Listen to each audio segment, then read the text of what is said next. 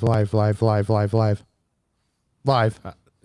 Well, it said you are live. Yeah, that's why I was excited. I was saying it out of exuberant joy. Exuberant joy. Look at you doubling down. Look at our zero viewers. Not even Mark Garney's here. I don't think he likes Rush. Well, he commented. Oh, maybe the one is him because there's one here now. So it's probably Mark. Or it's Paul McCartney. Well, that too. And I invited a bunch of people, so a bunch of people may show I saw that. We need to start doing that more in advance, and then it'll remind people as it's coming. Yeah, well, there's that. You know. We're not, either one of us are not busy or anything. Oh yeah, Pat Middlestad. Patrick. I was just getting ready to send him the link because he's a big Rush fan. Yeah, he actually liked it on the Facebook page, which is great. So thank you, Patrick. I like you again. Again, you're not going to cancel his comments like you did last time. No, that was funny. I saw him a couple days after that, and it was very awkward.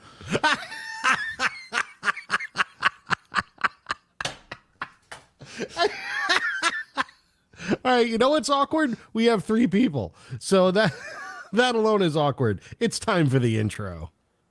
Cover to Covered is a podcast that features 2 idiots talking about music at length, and occasionally a dog does make an appearance. There will also be special guests from time to time that will show up, and they will be smarter than the hosts. And the hosts will give their opinions. By the way, they are exactly that. Opinions. They're not truths, they are not fallacies, and they do not reflect the views or opinions of their employers or those they employ. So with that, just enjoy the damn show.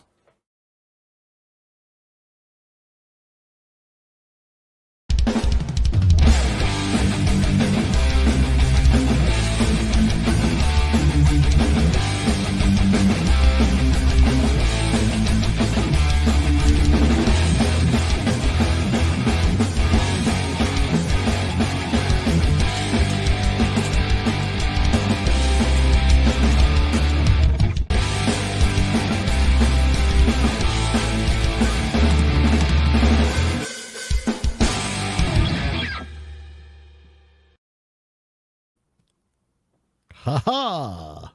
And we're back. Welcome to the show. How many weeks has it been? 3? Too many. The last one we did was right before Halloween. Right? I think. And then, wait. Yeah. Yes, yeah. That's correct. That was the last one because then you had to go play with your friends. You had to play with the reverend people. The same thing you were doing last night. Same show and everything. I at least got a show in this week. Hey, sorry. No. You're the first one to tell me business comes first. Thank you very much. I'm just giving you shit, dude, because I can.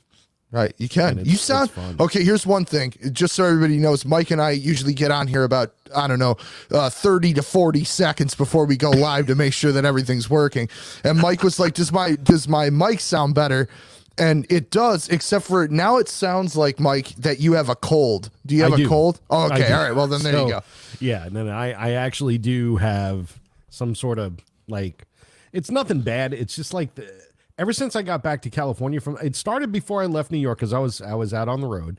I got back, and the minute I got back, it was like bad allergies, but without constant sneezing. I don't know what to call it, but it's just all up in here, all up in the sinuses, and I had a stress headache across my forehead for the first couple of days. So I stayed away from work. I work from home, but then I went in the past couple of days because I'm feeling a lot better. So that's good. If we did this Monday, it'd be like, so anyway, Nick, let's talk about what's coming out on Friday. It would have been you want to talk about awkward. This is way beyond Patrick Middlestad awkward. This would have been I don't even know how to talk to you. But I do like the rasp. I enjoy my little slight bit of vocal fry, little bit of vocal fry. But not Howard Stern annoyance level of vocal fry. No, he doesn't do vocal fry. He's just he gets annoyed by the people that do it. Yeah. Oh my God. He's like, is fucking Kermit the Frog on? What is happening? And he's right. I love how upset he gets about that shit. I get upset about it. It instantly, because vocal fry used to be that kind of thing where it made you sound like introspective and it would draw people in, you know, and I'm getting real. I'm getting real and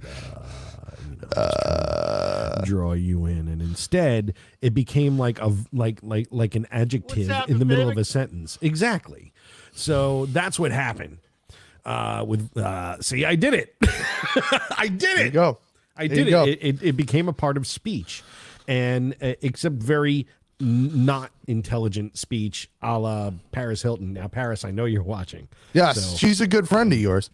She is, yes, and her friend Holiday Inn is also one of my friends, and Hampton, her brother, Hampton Inn. So anyway, Mike Smithson's here. Mike Smithson is also a loyal Rock City customer, and I bet he's a Rush fan just based on the music that he likes, or that he's told me he likes.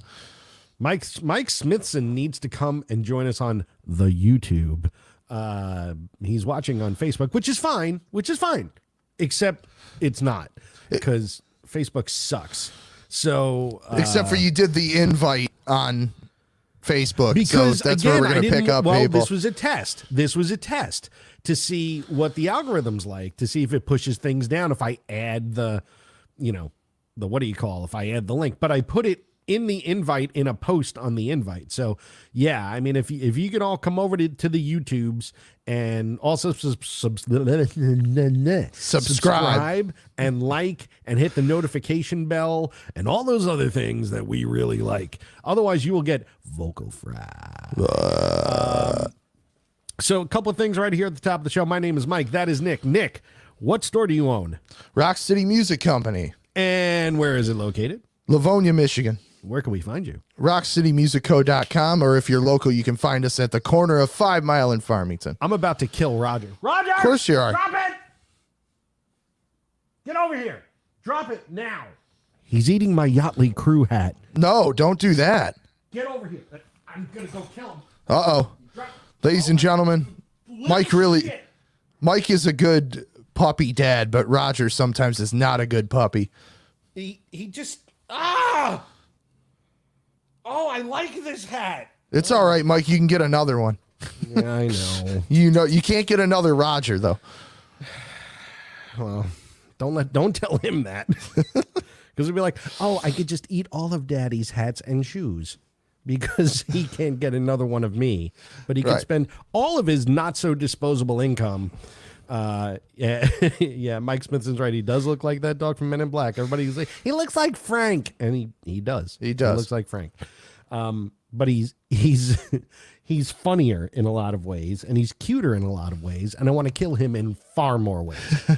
But I don't, and I won't, because I love him, because he's my boy. That's right. I love you. I love you. I'm sorry. Well, I'm not really sorry I yelled at you, but I love you. He's like, I'm a dog. Thanks for leaving your hat out, you fuck. Oh, this shoe is tasty. Like, I don't get it. Mike asks, does he talk? Unfortunately, no, because otherwise I'd be a lot richer. Yeah, right. And he would have a nice big doghouse to live in. Cover some jazz. Oh, yeah. All right. Neither one of us are jazz aficionados. Is this a new viewer who is giving us crap already? I think so. I think you have to watch a full episode before you really start giving us crap. All right. So a couple of things at the top of the show. Want to give our best wishes to to your friend and our viewer, Britt. Yes. So what's going on with Britt? Well, quick overview is Britt had to have some very major surgery unexpectedly.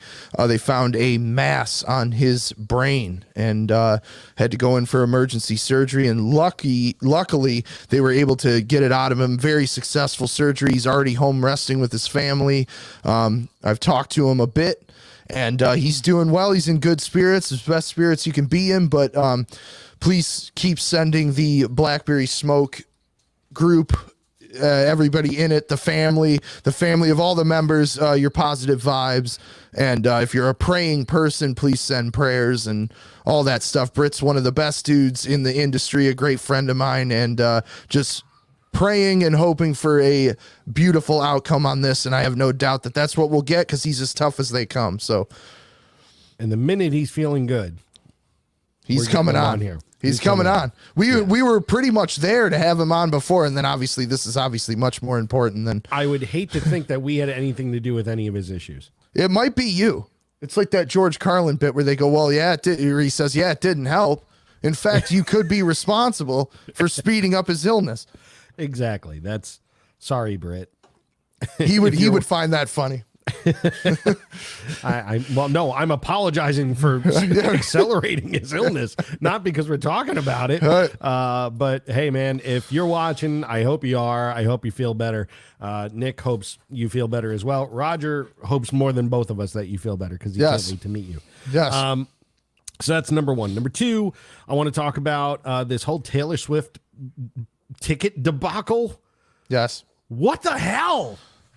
Okay, so here's the thing. Before we even get deep into this, let's understand that this is exactly the same thing I discussed a couple of months ago when the Springsteen tickets went on sale. The same thing occurred here.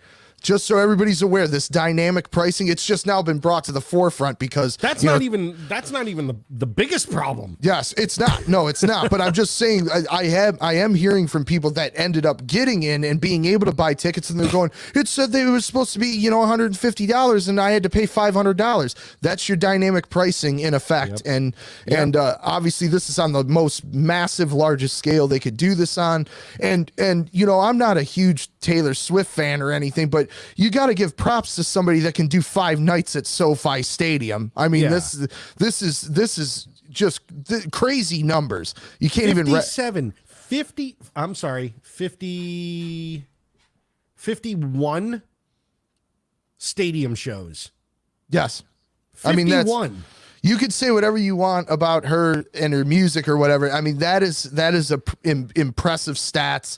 That she's probably the only artist around that can do that at this point. I mean, that's just absolutely jaw-dropping numbers. Because you're talking the average capacity of these places is 60,000. Some bigger, some smaller, and even here in Detroit, she's doing 2 nights at Ford Field, which is where the Lions play. I mean, 80,000, right? Yeah, something like that. I mean, I saw AC/DC there, and I saw U2 there, and they were only doing 1 night. So compare that to, you're talking 2 of the biggest bands of all time. Again, regardless of how you feel about their music, 2 of the biggest bands of all time. And she's doubling what they're doing. And I saw the Stones there. Actually, I saw the Stones there a year ago, and they were 1 night. So I mean, it's really something impressive. But it's the tickets is. I feel really bad for the people that are, diehard fans of hers, because like I said, I just went through this when the Springsteen tickets went on sale, and it sucks. They're leeching on to people's fandom, and especially with Taylor Swift, she has younger fans, and I know a lot of people are shelling out money for this, and it's just it's gross what Ticketmaster's doing, but Ticketmaster's never been accused of being a stand-up transparent company. So, and I would love to see all the people that get so upset about, like Mike, you and I have discussed a million times about what went on with MoFi and where their transparency was. And it's like, I want to see that many people get that upset about Ticketmaster, because it's getting there, man. I mean, the build, it's been coming for a while. And the problem is, like, it's such a monopoly. There's no alternative that provides what Ticketmaster provides. And I remember back in the day when I first started going to concerts and they were like $12, right? And people would have to pay $1 service fee. I remember when the Rolling Stones, I think it was the Rolling Stones or the Who, it was like $35 a ticket, and we were like, and $5 service charge? What the hell? I wish for the days of the $5 service charge. Or a $35 ticket. Or a $35 ticket. You can't even go to Brick by Brick around the corner from my place here and go see like some death metal band for less than 40. Yeah. But I mean, really, it's insane. It's absolutely, and look, I understand why. I mean, as big as Taylor Swift is, as big as Harry Styles is, which it's kind of funny, those two are the 2 biggest touring artists right now, and they used to mash. Yeah. But Jeff, brought this up, Ticketron. I'm about to go on this whole diatribe, and this is where this comes in. So, you wish for the days of like the $5 service charge. It's a monopoly at this point. There's nobody that could provide a service like Ticketmaster except third-party resellers that are essentially the Amazon marketplace of tickets, which is owned by Ticketmaster, by the way. If you're talking about StubHub, StubHub, Vivid Seats, TickPick, which I actually dig TickPick in, not like that. Come on, it's TICK. It's TickPick. I like their format because there's all the fees added. There's nothing else additional. What you pay is what you pay. However, it seems higher than if you go on Vivid Seats or StubHub at first. Yep. And then at the end, all three of those, like there'll be ticket brokers that sell the same tickets across all three. They have some algorithm on the back end of their computer system, and it'll pull off once you buy from one format. And SeatGeek, that's another one. SeatGeek's another one, So, so you have all these. What is that noise? It's probably my furnace. Oh, okay. I'm like, did somebody just let out gas? Anyway, the point being is that, all these services, you have to check them all before you buy a ticket on any of them because you'll get three different prices, number one. Number two, Ticketmaster owns StubHub, like you said, and you can resell on Ticketmaster as well. Well, and the thing, and it can work in your favor as well. I mean, I can't tell you the countless times I've went on StubHub the day of show and gotten amazing seats at a lower value because Ticketmaster won't sell them at a lower value on their site, but they use StubHub to blow stuff through. Yep. I got tickets to see Robert Plant in June, like about 15 rows back from the stage, and they were half the face value, even with the fees. So there is a benefit, of course, for the consumer. But that's like the rare case. You know when I find that? Baseball games. Yeah, of course, yeah. That's when you really luck out with things like that. Baseball games, that's one thing. But tickets, here's the thing. Like I was saying before, you got Taylor Swift and Harry Styles. Harry Styles did 15 nights at Madison Square Garden, and he just did a thing at the Forum, at the LA Forum. So this is funny. Yeah, that is very funny. Where are you filming, Nick? Hansel and Gretel's oven? It's just the angle, Jeff. It's just the angle. Yeah, let's see. All right, April Henderson. This is Jeff's lovely, way better half. I waited in line all night for tickets at Music Plus for a wristband, and I still got bad seats. However, the tickets are $24. Yeah, you can handle bad seats at $24. What you can't handle is bad seats at $240. Right. And that's where we are now. Like, that's the biggest problem. So you got Taylor Swift, Harry Styles. Nobody's going to begrudge them playing all these nights. Why are they playing this many nights? Because they haven't toured. Yep. There hasn't been touring for years. And so now everybody's going out all at once and trying to make up for when they didn't. Yep. And people are paying it. Well, that's, the other thing is, especially with an artist like, let's say, Taylor Swift or Harry Styles is a good example. Let's be honest, music aside, these fan bases are made up mostly of people that don't go to a lot of concerts, okay? Either because they're younger or because they like mainstream music or whatever, which, fine. I don't have anything bad to say about that. But people get caught up in the fear of missing out, that they're going to, if I don't buy my tickets today, I'm not going to get a ticket. These Taylor Swift shows are 10 months from now or 9 months, something like that. They're in like May and through the summer. Yes, exactly. So and the people that don't know the game of like tickets become available or resellers that mark their tickets up if they are not able to move them, you can get them back at face value or whatever it is. It's like they're not aware of that. So you have this perfect storm of, like you're saying, these artists haven't toured in a long time.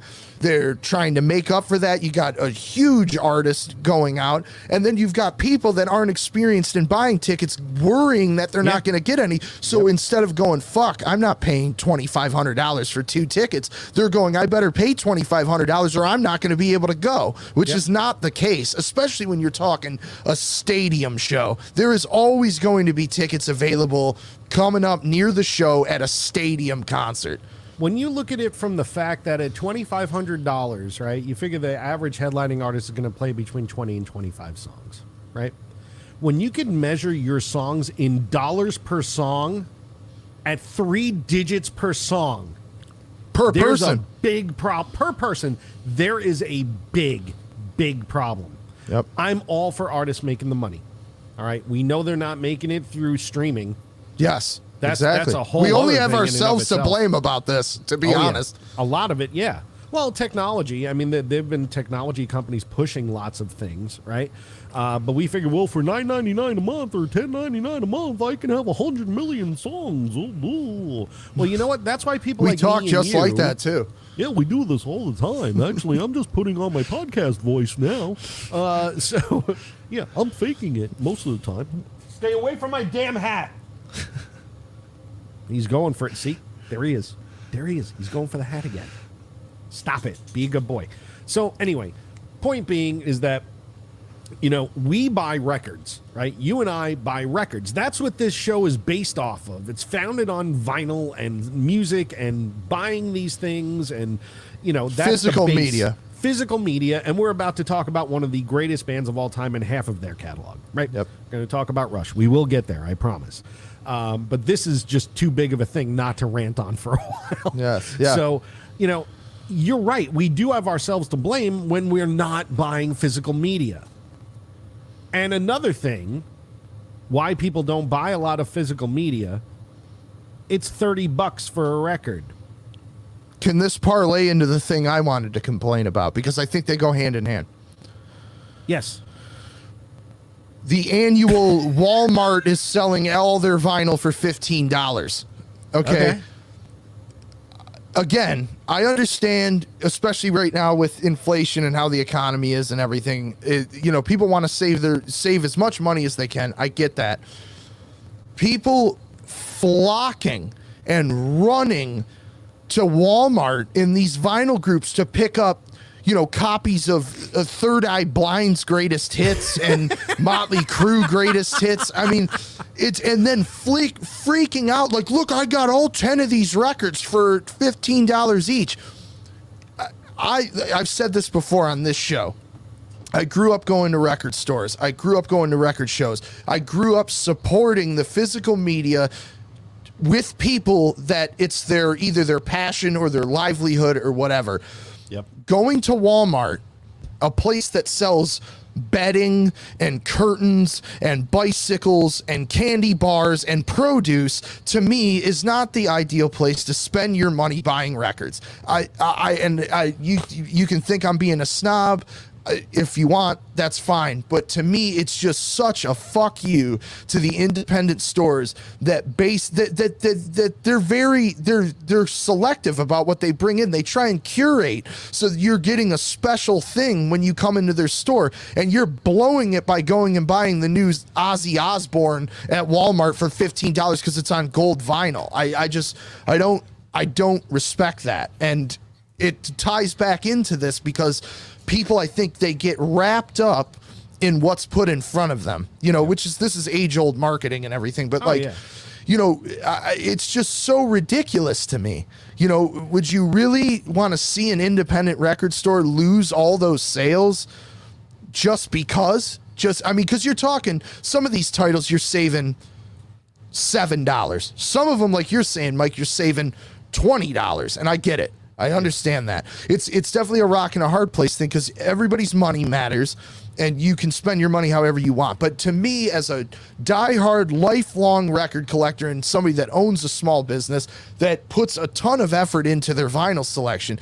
to see everybody run out and spend hundreds of dollars at Walmart with people that don't give a flying fuck about records or the bands or anything, it sucks, you know, and that's taking money, that's dollars to buy, as we say in this industry, out of your pocket before Record Store Day Black Friday, which is coming, which I know all the stores put a ton of capital and effort into putting out great used stuff, as well as, of course, the exclusive titles. You're blowing all your money on stupid reissues, and all the money's going to these greedy pricks. I mean, it's a shame. It really is. I hate seeing it, and I hate seeing real deal record collectors get sucked up into it.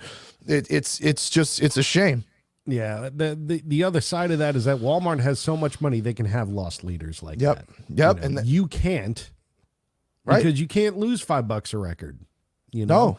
And the other side of it, which I find really, really odd and interesting, I understand inflation, right?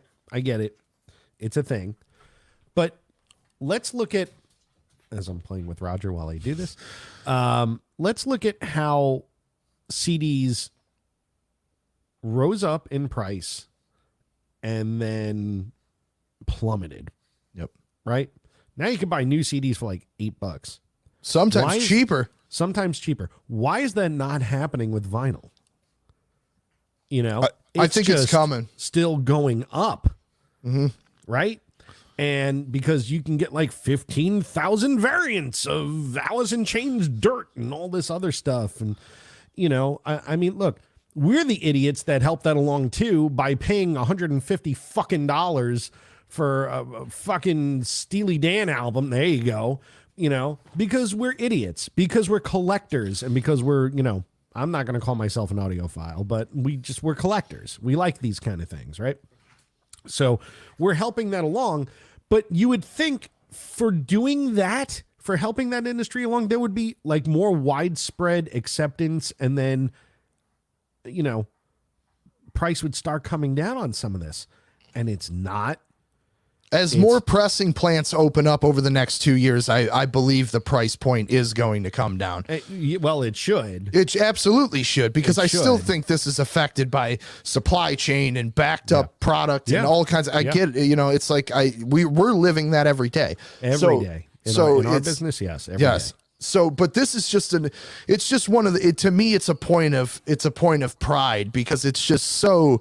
Yeah. I mean, even if I didn't own the business that I do, I think it's such a disgrace to be buying records. Like I said, I think I put it on here before where I said you shouldn't be buying records at a place that sells ravioli. The only thing that I could say in defense of Walmart, and it's not a big one, especially not in this day and age when you can order things on the internet, but for like, you know, looking at it from the Kurt Cobain aspect, where he was like, all right, yeah, I want Nirvana and Walmart because that was the only place I could buy records when I was growing up. If that's the only thing around you, and it's, let's be honest, I mean, it supplies communities. Yes. You know, I get it from that aspect. But like what you're saying, though, is not what not that person. We're talking about the avid collector who's like, look at what I got for $15, you know. Right. Third Eye Blind on Purple Swirl. You know, it's, who cares? First off, you know, second of all, anybody who's a real collector is probably not buying Third Eye Blind. So there's that. There is that. There's that. Oh, look at this. Oh, Dennis Smith. You should have bought it. You should have bought it because it's definitely worth more than $1. You could have made some money on that. I would say that would be double what it's actually worth. So he actually did a good job skipping the Grateful Dead album. Pat's comment. This is exactly it, Pat. You're absolutely right. And this is what I'm saying about the people buying Taylor Swift tickets. They don't know the game. They don't understand that there's 15 in our area, 15 independent stores that they can go to that have better records and better quality and put a ton of effort into their stuff. You're absolutely right. But that's twofold. There's two sides to that. So you're right, because they're, let's just call them basic, right? These are basic everyday people.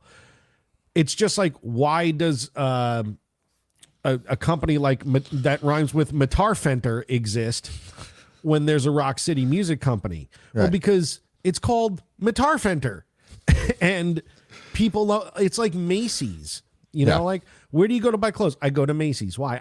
It's what I've heard. It's what I know. It's what I've seen. But don't you think this is a little bit more niche than buying clothes? Well, let me get there. So it sort of is. All right. There's Matarfenter and Pam Bash are two large industry titans in your particular industry. Yes. And, you know, they do a lot of advertising and people know who they are. Right? Yep. So what a lot of smaller stores don't do is advertise. You know, could they afford it? Maybe. But you know what's free? Gathering an email list. Yep. Exactly. work on it, so there are two sides to it. You can't just open your doors and hope that you're going to do well. Right. Okay. What you can hope is that people would have more sense and go to an actual mom and pop shop. Right. I mean, to Patrick's point, those of you that are listening to this after this show on the audio, he says a lot of people that happen to buy records at Walmart and Target may not even know that record stores actually exist anymore. And that is very, very true because it's been a resurgence. Yep. The thing is that there's no like new record stores opening, or at least not that many. They've existed forever. These are the ones that survived. Yeah, these are the ones that survived. And there's a reason why. But the thing is, they still don't advertise. Right, exactly. And Pat is a guy that comes in, to my store and he's buying, the Tone Poet Blue Note reissues and things. You're not going to be able to get a Thelonious Monk record at Walmart. Ever. That's not going to happen. So like there are the things that are still exclusive to a store like mine to retain customers like Pat. But I just think it's so sad when people are like, oh, I'm going to go buy the new, or whatever, a Metallica. I'm going to buy Master of Puppets at Walmart. Like I feel like if you were to go back in time to 1986 and tell Metallica that the bulk of Master of Puppets was going to get sold at Walmart, they'd probably be like, what? Yeah. I mean, there would, when I was a kid growing up, there was TSS, Times Square stores, and inside was Record World. All right. Record World was attached and part of TSS. It was a record store attached to it. It was all part of the same thing. So it was like big box store with a record store. That was a cool concept. If Walmart had like the record shop at Walmart, well, that's a different story. Now you're talking about a full-fledged record store with people that probably work there as nerdy as you and I about this stuff. Right. But they don't have that. No, they have records thrown on a shelf in a heap. Exactly. that have exclusive colors to them, and it's just, I mean, I don't think it's not a right or a wrong situation, No, it just is. Right. But anyway, we've waxed poetic on this a little bit, probably too long because we're angry. But this is why people, I guess, have still been watching. Yeah. So, and thank you for those that are. Really appreciate it. Those that aren't watching, look what I'm doing. But you wouldn't see it because you're not watching, so it doesn't matter. Anyway. But you feel better now that you did that. Oh, wait, no, Jeff brings up a point. Yeah, the Walmart exclusives. That's exactly what I'm referring to. Yeah, just come on, man. How exclusive can a record be at Walmart? I'm just saying, there's like how many stores? Like if it's 800 pink with orange polka dots, then you have to have it. I need to have the Walmart. Look, I have some Walmart albums. I do, because it's the only place I could have found them. With certain things. Like, I looked in my local stores first. Mm-hmm. So I was like, all right, well, I guess I'll find it there. Whatever. I don't have many. I have like 3. I've ended up with a couple, but I've never sought them out. That's what I'm Yeah, exactly. But if it was something I really want, like we all get into a mood where just like, I want this right now. I want this right now. Like, all right, well, they're open. Let me see if they're there. Right. And sometimes just being there, you do business. But that's the open the doors and hope theory, and that really doesn't work worldwide. Mm-hmm. So it happens to work for Walmart because they're Walmart. They're Walmart. You could buy a bunch of carrots, a TV, a Razor scooter, a PlayStation, and Metallica Master of Puppets on orange bubblegum vinyl. So you got it. I mean, there you go. Yeah. So anyway. I feel better now. Yeah, good. Well, speaking of vinyl, what's coming out this week, man? This is a huge week. So obviously next week is Record Store Day, Black Friday, which I know we're going to talk about. We're going to be talking about that. Yep. And let me just say a little preview. Outside of the RSD titles, there's a bunch of great stuff coming out next week as well, in addition to that stuff. But this week, obviously, the people trying to take, again, the dollars to buy out of the RSD community. We got Jimi Hendrix live at the LA Forum, April 26, 1969. I was there. That's awesome. You know what blew my mind about this, though, which I think people need to appreciate, and you probably can say this more than anybody, how gigantic the Forum is. And Hendrix playing there in 1969. I mean, that's got, what does that hold? 15, 20,000? I mean, it's a full-blown arena, right? I think it's between 18 and 20, yeah. Okay, so that's huge. At full capacity, at like basketball capacity. Exactly. So completely remastered by Eddie Kramer, of course. He's always got his hand in the cookie jar when it comes to Hendrix. It's out with on a 2 LP as well as a regular CD. It comes with a book. I listened to the CD last night. It's outstanding. Great performance by Hendrix, and it is the experience. So the experience at full tilt. Great stuff. Always cool when some new Hendrix comes out. At the end of Noel Redding's tenure. Correct. Right at the end. Yeah. Right at the end. But they play great together. I mean, you can't knock that. No. For the metal people, Iron Maiden Number of the Beast 40th anniversary coming out includes 3 LPs, original album remastered with a changed track list. How do you feel about that, Mike? Well, it was supposed to be, from what I understand, it's what they intended the track list to be. They initially say that now, supposedly. Yeah, but is it marketing? Is it real? Well, the story has always been that they wanted to put Total Eclipse on there. But it was, I think they say now they want to put it in place of Gangland, but clearly Gangland won out originally. Gangland sucks. We've talked about that on the show before. Total Eclipse is a great fucking this song tune. Sucks. Fucking song. Look, I'm with you, but here's the thing. Ultimately, Number of the Beast is one of, if not the most classic Iron Maiden record there is. So to fuck with it this far in, it's a little ridiculous, but whatever. But at the same time, I mean, like, it's a way for bands to make money because they can't make money through streaming. So repackage what you have that actually sells. Every Iron Maiden fan will buy this. Yes, me included. John Byrne, if he's watching, will buy 80 of them. I already have mine because that's one of the perks of owning the store is I got mine yesterday. So there you go.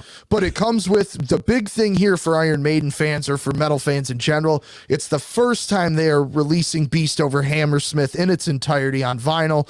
So you get 2 LPs of live Beast Over Hammersmith, a great show from Iron Maiden in their one of the peaks of their career. Trifold packaging. It looks great. So that's coming out. And then finally, because this is cover to covered, we have to talk about that Kiss, the 40th anniversary of Creatures of the Night is coming out this week. Single LP configuration, 3 LP configuration, which is a Kiss Online exclusive. Kiss Online. And of course, the Mega Box, 5 CDs and a Blu-ray, hardcover book, tons of extras. Looks fantastic. Excuse me, Nick. This is Gene Simmons. I haven't yet made an appearance on your show this week. And now that you've brought up the box set, I wanted to talk about that there is one other Kiss box. We call it the Vag set. And it's a very large hole in the middle of the record. It's very special. It is a pink vinyl. Very special pink vinyl. And we have a spindle attachment that doesn't not look like a penis. I can't say whether or not it's modeled after my penis, but it's penis with a K. He had a silent K in the penis. Kiss cock is what we were going to call it, but there was some rebellion with a K, of course. And we were going to call it vagina with a K, silent K as well. He had a fantastic quote this week. I don't know if you saw it. They asked him, do you know when the end of the road tour is going to end? And he said, we have picked a date and a city, but I will not release that information to you because you don't want to know what you're getting for Christmas in July. Okay. I don't even know what that means. Well, I think he's saying you don't want to spoil the surprise. He doesn't want to give the information away. What kind of surprise? It's going to end eventually. You know what it's called? The end of the road tour. Nick, I decided that when the tour is going to end is when I actually have a brain aneurysm on stage in the middle of my bass solo. Oh, yeah. Oh, yeah. And I'm going to say, oh, no. And go down, and then the blood will actually be real, and nobody will know the difference. It's fantastic. Anyways, The Creatures of the Night 40th anniversary comes out tomorrow. Single LP, which, by the way, since we love the niche-y stuff, on the single LP, the eyes of the four members of Kiss glow in the dark.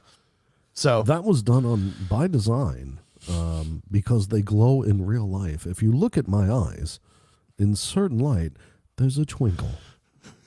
There's also new releases from Billy Strings, Jason Isbell, Queen, The Rolling Stones, and many more. It's a huge, huge week.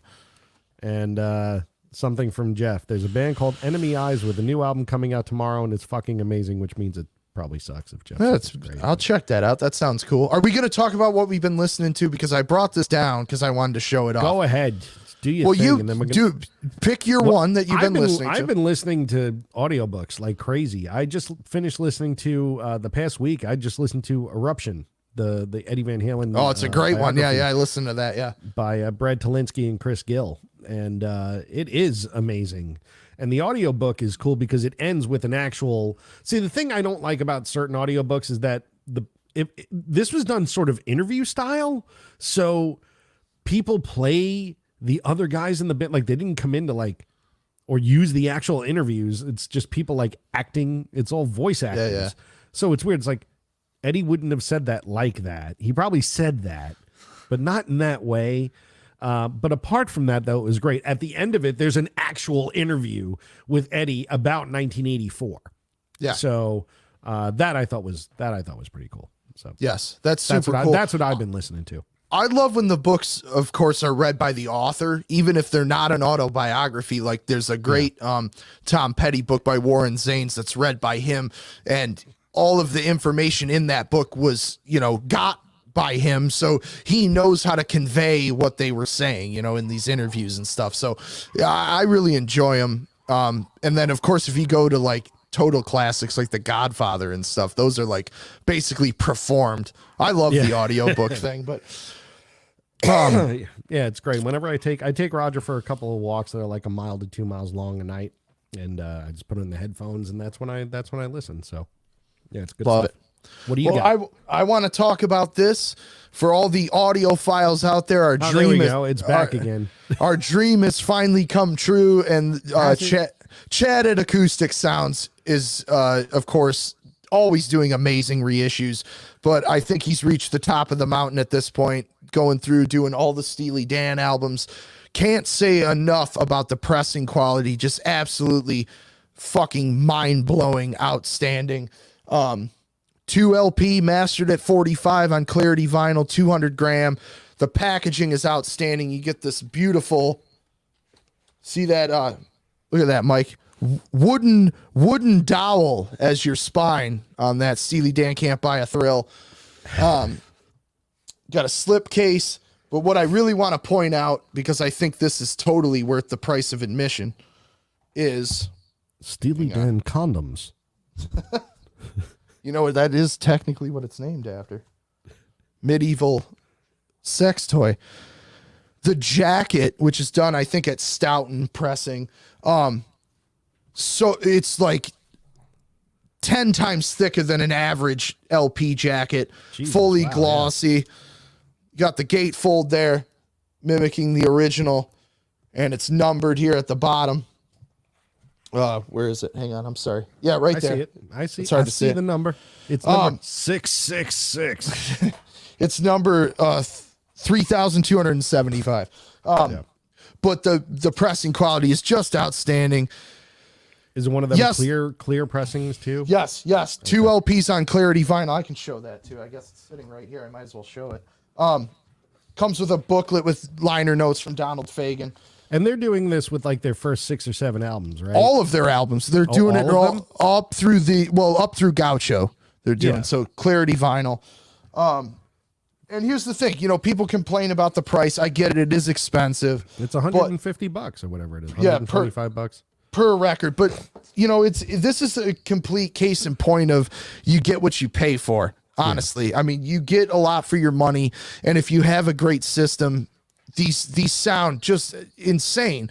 You know, this is arguably probably the worst sounding of the Steely Dan records because it was their debut and they didn't have the budget they have on Asia and Royal Scam, and not going to find that at Walmart. Exactly. But the song Dirty Work, which is a big, radio hit for Steely Dan, you can hear the tip of the drumstick hitting the hi-hat. I mean, it's that the sound stage is that clear and that fantastic. But that doesn't work with everything, though. Just letting you know. I mean, you need to have that sort of quality to begin with in the recording. It's not like Testaments practice what you preach would be like sound like that, So, exactly. But if you see again, and this is total nerdy shit, but if you watch the videos of Chad at Acoustic Sounds, who makes me laugh sometimes because he's such a nerd, but he does so much great stuff for the vinyl and the audiophile community.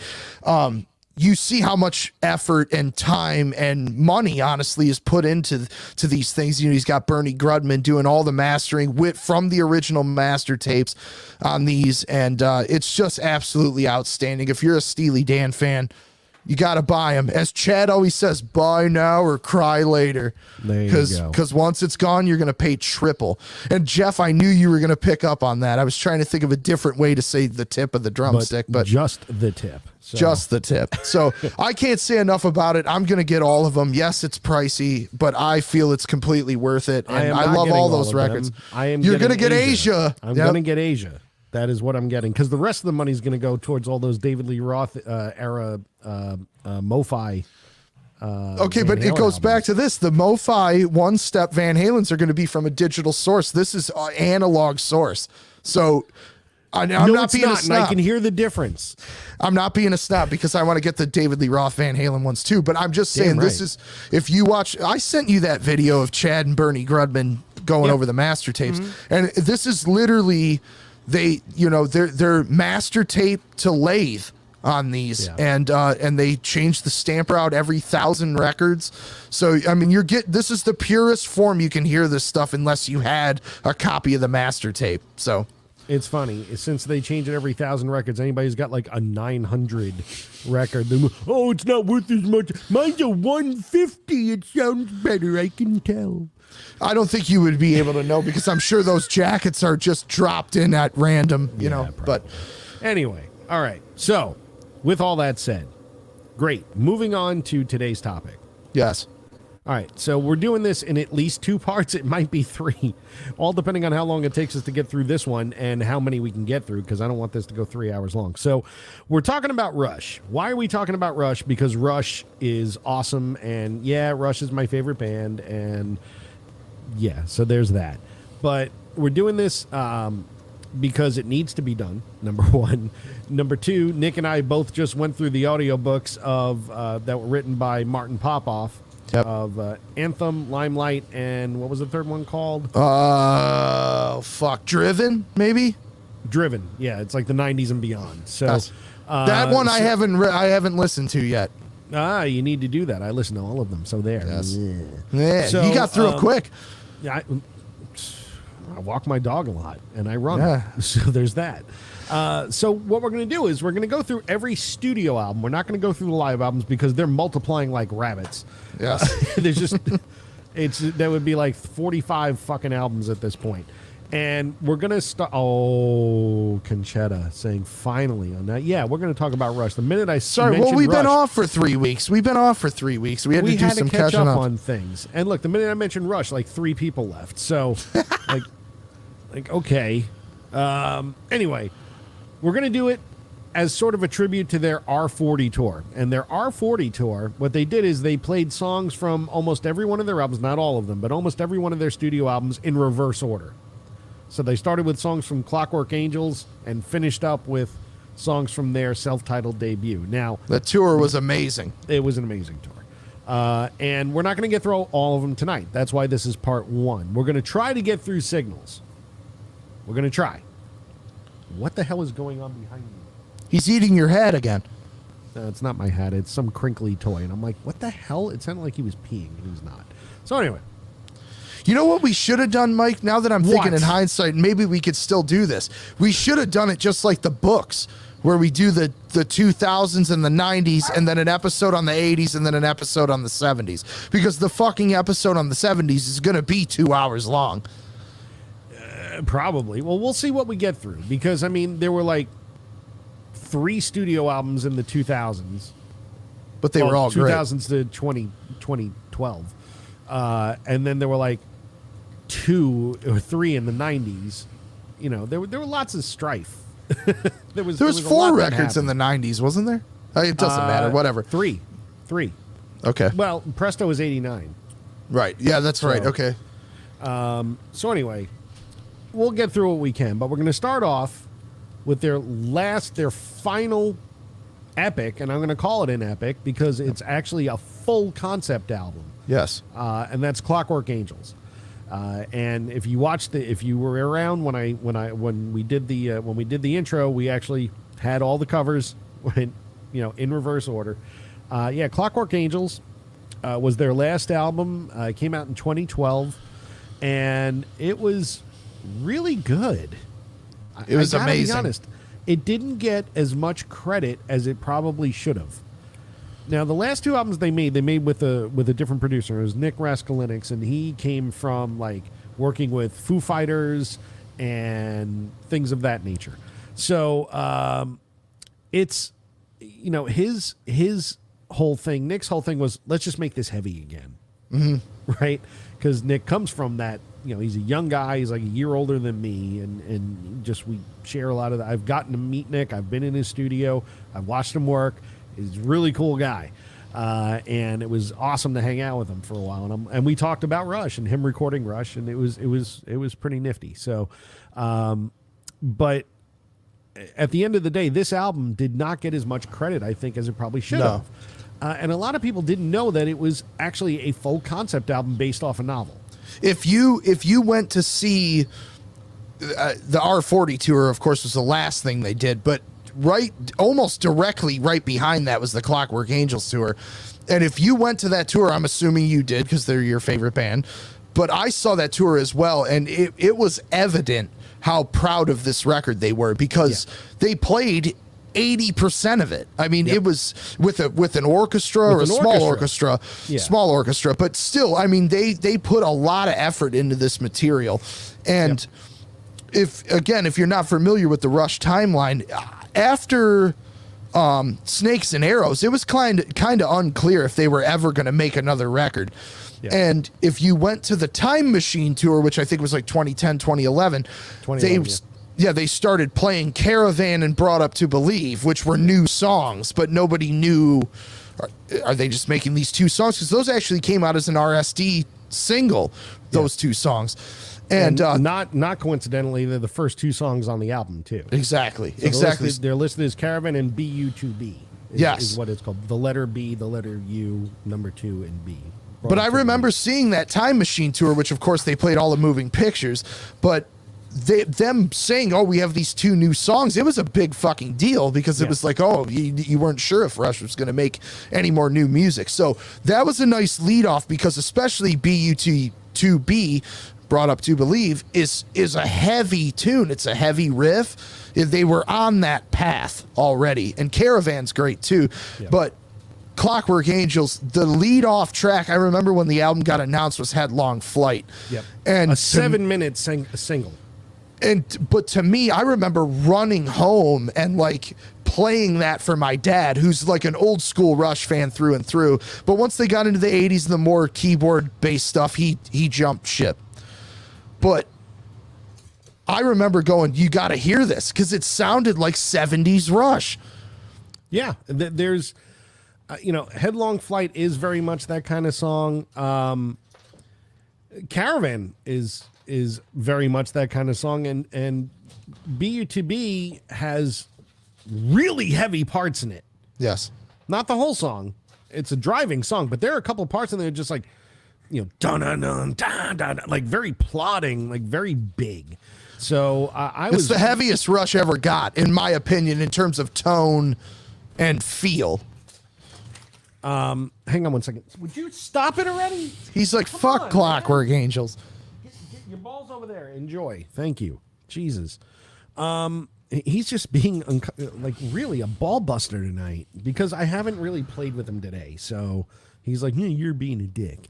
But yeah, Clockwork Angels, a couple of things. And actually, I made a mistake. It's not based on a novel was based on the album. Yes. Yeah. So, but the album was based. A lot of things were pulled from different novels. Like Neil Peart, we all know was an avid reader. So like little things were pulled from like different authors, and he based different songs off different books that he read. So really, it's like each song is sort of a novel in and of itself, and then somebody actually said, listen, I'm going to write a novel about this. Yeah. So it all sort of came out around the same time. But yeah, and a couple of things about the artwork. If you look, it's, obviously it's if you look at the front, it's a clock, and it's set to 9:12 p.m. And in military time, that's 21:12. That's fantastic. They do a lot of that really cool stuff. Hugh Syme, who designed most of their covers, almost all of them designed that cover, and that was a big deal. So just finding those little like hidden Easter eggs in it. But yeah, like Headlong Flight, definitely. We're going to put a playlist together for this. But the three songs that I would call off, and I'm sure you would agree, Caravan, BU2B, and Headlong Flight. Like those three are pretty solid. Yes. The Anarchist is good too. Yeah, I was going to say the Anarchist would be right there too. Yeah, but if we had a fourth, it would be that one. But I think those three are definitely awesome, especially in Headlong Flight, because there's like a huge there's no Neil Peart drum solo in like any song really. This is the closest you get because he does a huge snare fill that goes on for like 30 seconds, and you're like, this is amazing. He's fantastic. So, yeah, those three would be. Those three would be the three. To me, what an exclamation point on a fantastic discography.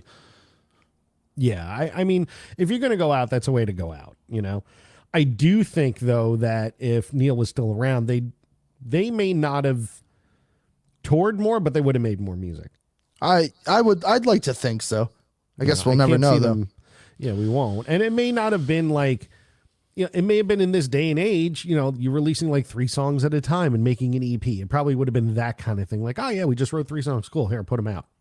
Well, and I like, that's what I was saying. I think I remember thinking like Caravan and BU2B were, was going to be it. I thought that was it. Like they just put those songs together and we better enjoy them. And then here came this record. Well, that's Clockwork Angels. That was the last studio album that they had done. Now, the one before that came out in 2007, and that was Snakes and Arrows.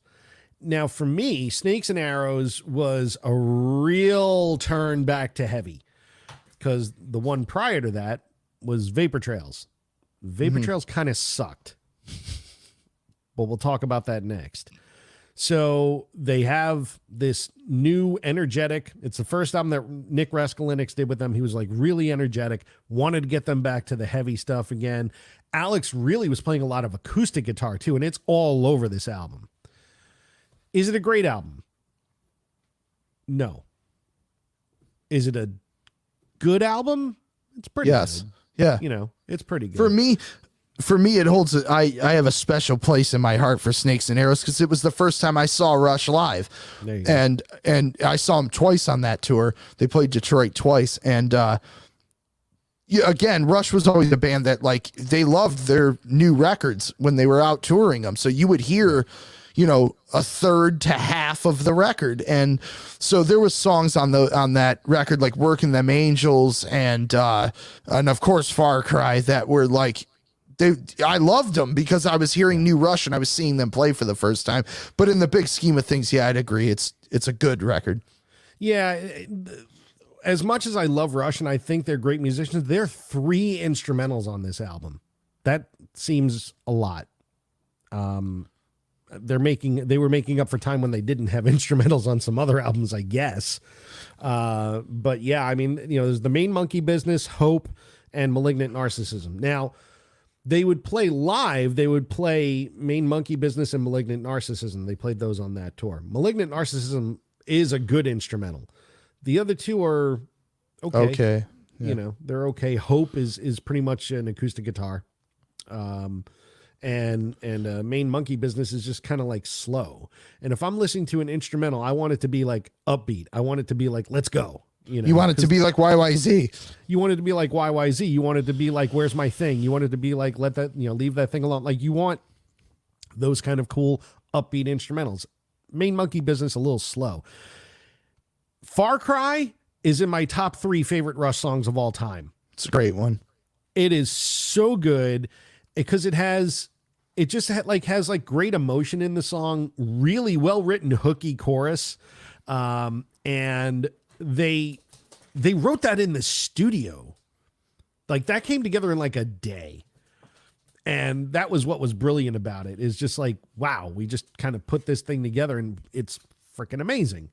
And they sound like they perform on that song like they're having fun. Right. You can feel when somebody's like enjoying what they're doing. All 3 of them sound like they're having a blast. And to kick off the album like that, real great. It's clear evidence of the Rush chemistry. Yeah. And then for me, as far as other songs on the album, Spindrift. I love that song. That's heavy as all get out. There is some, filler on the album. Personally, I'm not a big fan of Working Them Angels. It doesn't feel like it goes anywhere. It doesn't. For me. It doesn't. It's just sort of, but they played it every show. Right.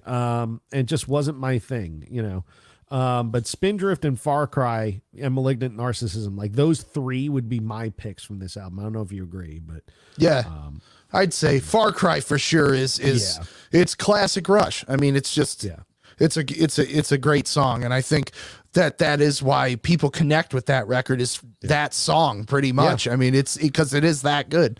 And the chorus, the lyrics in the chorus, one day I feel I'm on top of the world, and the next it's falling in on me. Like, we can all relate to that, One day I feel I'm ahead of the wheel, and the next it's rolling over me. We all can connect with that. We all can relate to that 100%. So yes, that was that's Snakes and Arrows. Again, that's the penultimate Rush studio album. Let's see. The one before that was Feedback. Now, Feedback, we'll just touch on really quick. Feedback was 7-song cover album. They were bored. Like, let's just do this. And, they played Yardbird songs. They played Buffalo Springfield, The Who. Well, sort of The Who. Well, they played The Seeker. They played The Seeker. Yeah. But then they also, the single was Summertime Blues, which was a great version, originally done by Eddie Cochran, but they took Blue Cheer's version and they took The Who version and mashed it up. Yes. And which is they continued to perform that. Yeah, they continued to perform that live for years after because people really liked it.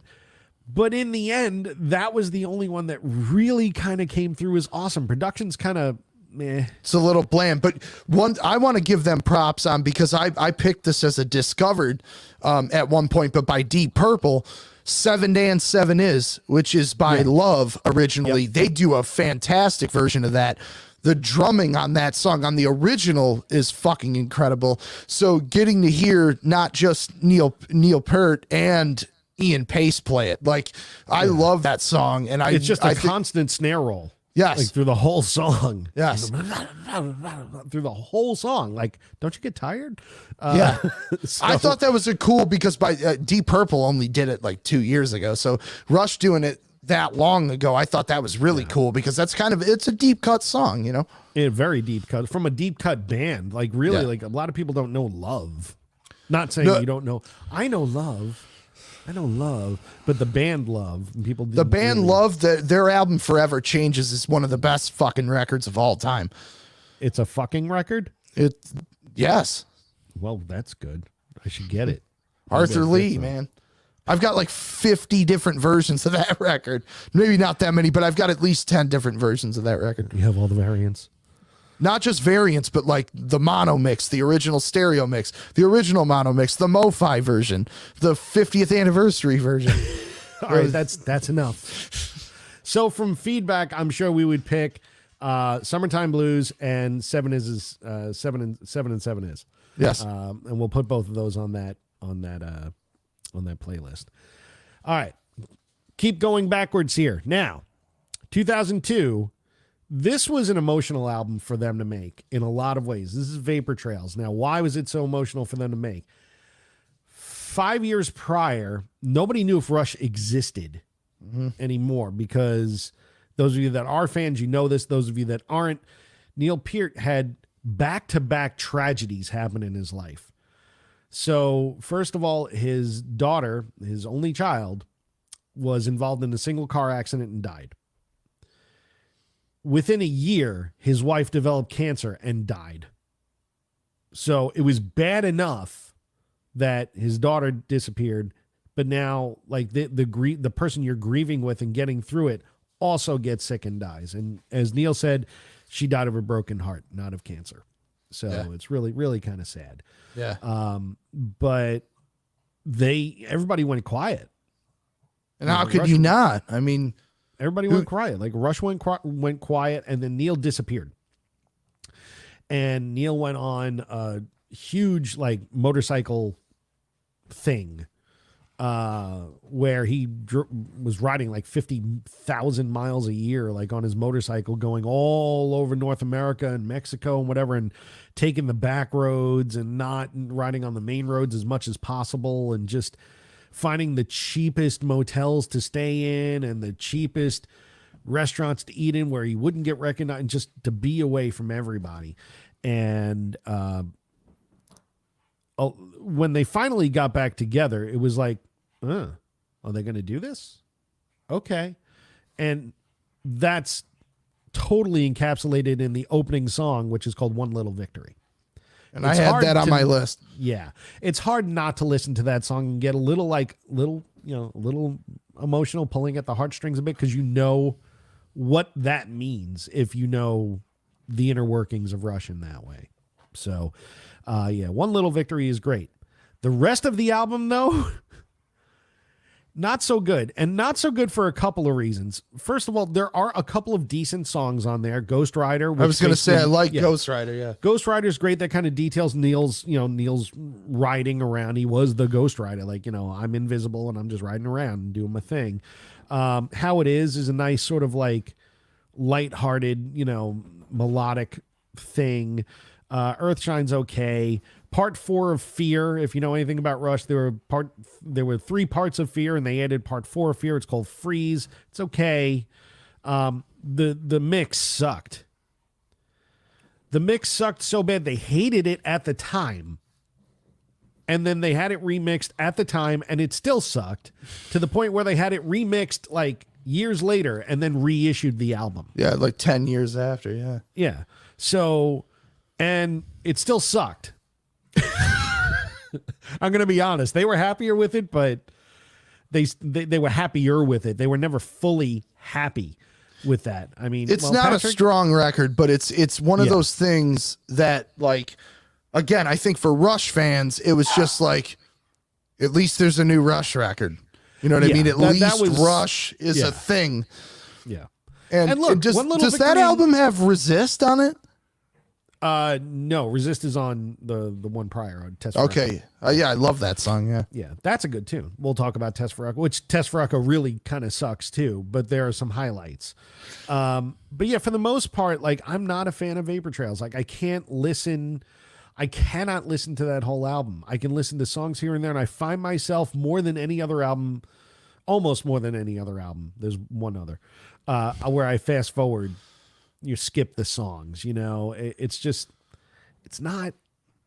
And I know we're not talking about live records, but, like, some of those songs are better on Rush and Rio because they've been playing them. They've been playing them now, for, I don't know where it falls in the tour, but let's say a year in. So some of those songs have gotten some energy. And like you mentioned, Earthshine on the record is not very good.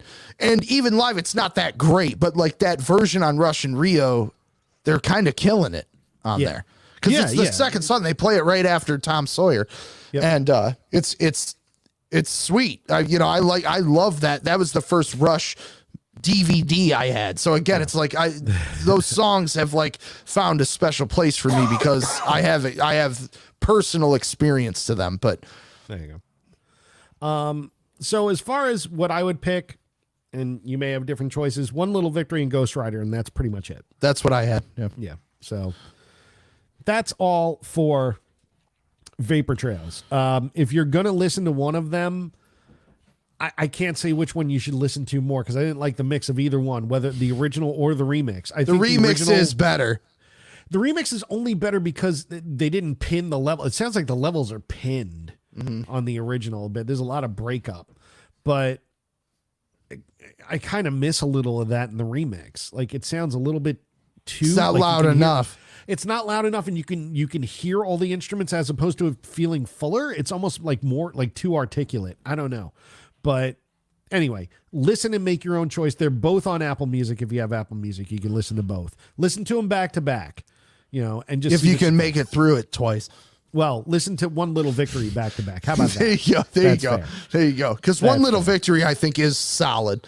Oh no, that song is great, and it was a staple in their up to the last tour. Yeah, up to the last tour. Yeah. In fact, it's sort of like Far Cry Senior. Yeah, in a lot of ways. When I heard Far Cry, I thought it sounds like One Little Victory. It does, but lyrically, Far Cry is better. Way better, and I like the song better overall too. Just like Headlong Flight is sort of like a revisited version of Bastille Day. Yep. Right in the beginning of it too. It sort of starts out like Bastille Day. Cool. So going back to the album before that, which was the studio album, I should say, before that, it's Test for Echo. Now, they Peter Collins produced this record. He produced Power Windows and he produced Hold Your Fire. And Hold Your Fire is where things I started like everything things came off the rails. So, and it was like the first Rush album not to go platinum in a while and blah, blah, blah. So we'll get to that in a minute, but he had time to think and they brought him back. They brought him back for Counterparts and for Test for Echo. And they really liked working with Peter. They enjoyed working with Peter Collins. Peter Collins is like known for like working with like Elton John. He produced Operation Mindcrime by Queensryche. By Queensryche, and he's mainly a pop guy, essentially. I actually got to meet Peter because a band I was working with called Ultra Spank. He was a producer on their album, one of their albums. So, and great guy, really nice guy. But I don't know if the songs are really all that strong on this album, to be honest with you. You know, again, the title track, Test for Echo, good tune. And you're like, all right, cool. We're going in a heavier direction. You're hearing Alex. It's chunky. It sounds big. more like rock Rush. Yes. Which started on Counterparts, but I think Test for Echo, it sort of comes to fruition of like back to just being a pretty straightforward rock band. Yeah. Yep. Where they were just like using keyboards to highlight things as opposed to be the main deal. Yes. But the album does start off well. Test for Echo, Driven in Half the World. Driven is outstanding. I think Driven is awesome. Driven's great. And this is, you got to also understand, this is when Neil had gone through like this whole like relearning how to play drums again, not because he forgot, but he just broke down his style. He came back, he was playing traditional grip as opposed to matched grip, which if you're a drummer, you know what that means. Yes. It's more of like a classic jazz style of playing where you're bouncing your left hand stick off the snare as opposed to hitting it in a way. You're using it, drawing textures and things of that nature. And you can hear it because, you know, as he would say, you know, like the guys in Rush would be like, well, it sounds like you, but it feels different. You know, so it was very different. The Driven really epitomized that. I think that really showed off this new. It's got that weird bounce. Yeah, happening. Exactly. It's like it is not a shuffle. It's a bounce. Yeah. Which let's take a little sidebar here because when you're talking about. There's one thing, because I think when you play an instrument, you're always striving to be better and better, and you pick up things from people.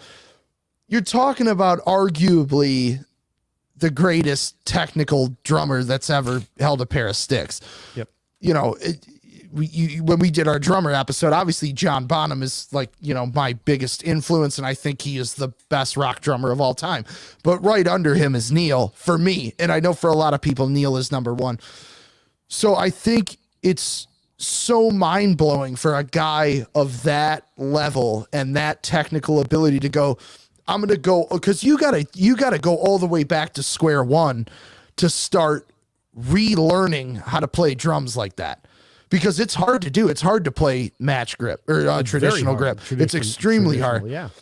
And for a guy like that, who had that much power and that much technical prowess, to go all the way back and go, I'm going to start playing like this now, or let me at least see what this is all about. Because if you saw Rush in concert, he would switch. He would go back and forth between match and traditional grip. It depended on the era that he was playing the song from. Which is insane too, because how your brain works. And Matt had that great comment a minute ago about Neil. That's completely it. I mean, I think you just see his ability. This goes way past Rush as a band. I mean, this is Neil as a person, is just so, he just had such a grip, pardon the pun, on his craft. And I think that's what people love about Neil Peart so much, is that he was the real deal. You know, I mean, you have to appreciate going all the way back to square one as one of the greatest drummers of all time, and going, I'm going to start over, essentially. Like, I've influenced like 90% of everybody playing drums after 1974, and I don't think I'm that good. I need to go back and learn more and get better. And he got better. That's the fucking craziest thing, because if all you had from Neil Peart was fucking All the World's a Stage, you'd be like, this guy's amazing, right? Yeah. Like, But then listen to Rush and Rio. That's what I'm saying. To go 20 years ahead and be at the level he was at. I mean, you cannot overstate how great Neil Peart was behind the kit. You just cannot do it, you know? So Driven, again, sort of epitomizes that new clock at work, that new bounce, that different feel that Freddie Gruber taught him. You know? And then the third song on the album is Half the World. So Half the World's a great tune as well, even though it's a little slower, but it's got like a really cool rockin' midsection to it. Those three songs started off pretty well, and then the album fell off a cliff. And it didn't just fall off a cliff. It fell off a cliff, and it hit some rocks along the way, and it bounced. And the car exploded like a James Bond film in the 60s. Totally. Absolutely. But I do love Resist. Well, I was going to say, culminating the destruction of the car is Virtuality. That song is, I'm sorry, the lyrics are terrible. They're just absolutely god-awful. Net boy, net girl, send your signal around the world. Put your message in a modem and throw it in the cyber sea. Yeah, not good. Not good. Now, it did not age well, I don't think. It wasn't good at the time, so it's really not good now. But Resist was the song after that. And Resist, there's redemption there. Yeah. And they would, when they would play Resist live, it was right after Neil's solo. So Neil would do his solo when they would play Resist.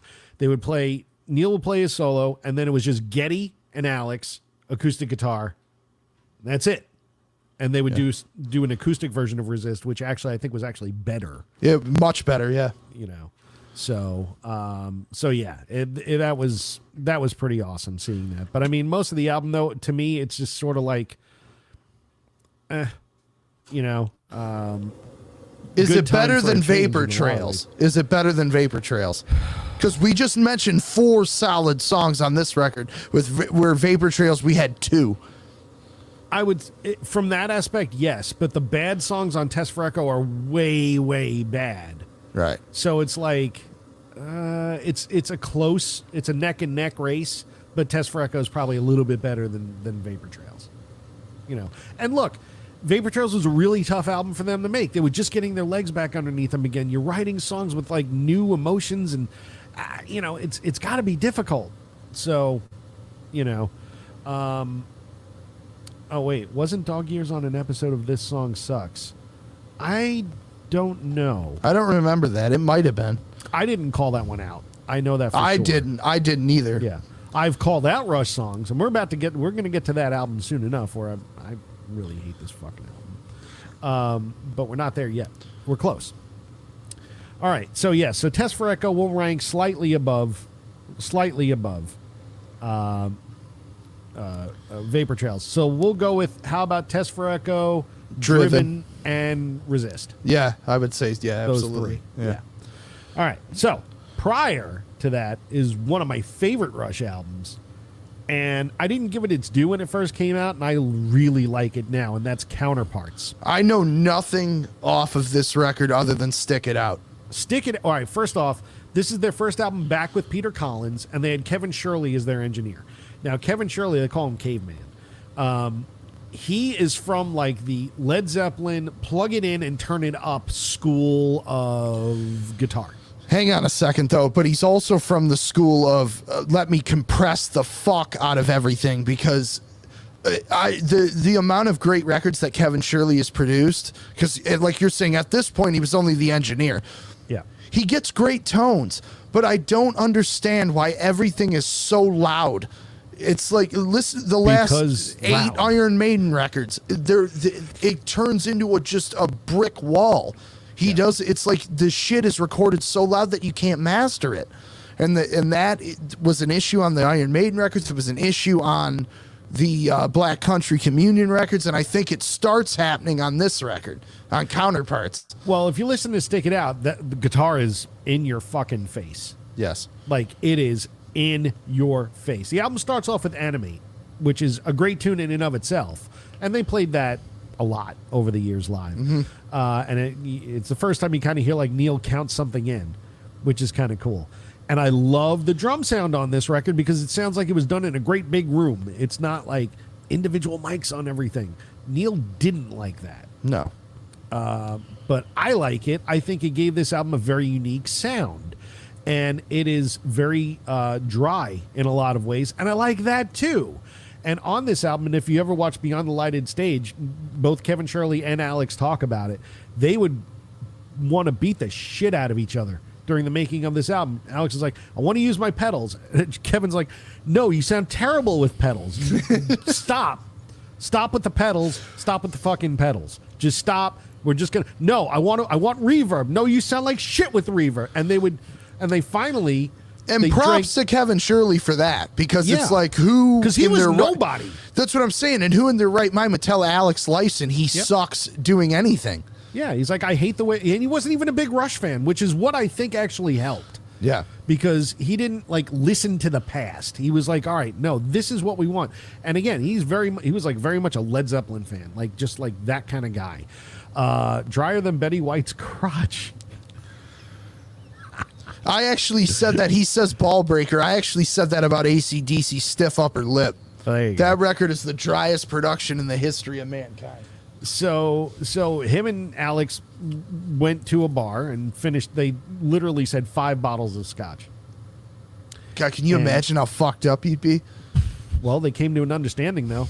That's like us after a handful of Cadillac margaritas, Mike. There you go, which we shall be doing in April. But yeah, so they worked it all out, and I think that this is probably one of the, like, he got him to play Les Pauls again as opposed to PRS. Nothing against PRS, but he got him to play his Les Pauls again. It's a ballsier sound overall, and really, I think this was the big turning point as far as tone, because it defined everything else going forward for Alex in so many ways.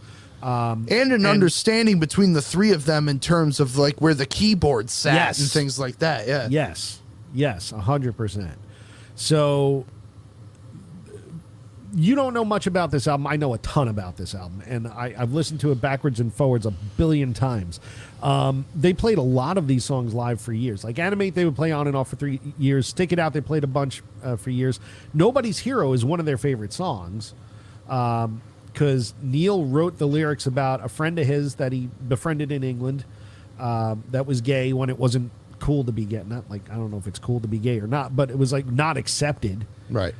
And he taught him a lot about that. And then another family friends, their daughters, one of their daughters, I think it was 2 families, and both of their daughters were killed by some like serial killer or something like that. Wow. And he knew the families, and so yeah, and so that's what it's really heavy. Like that song's super heavy as far as lyrics.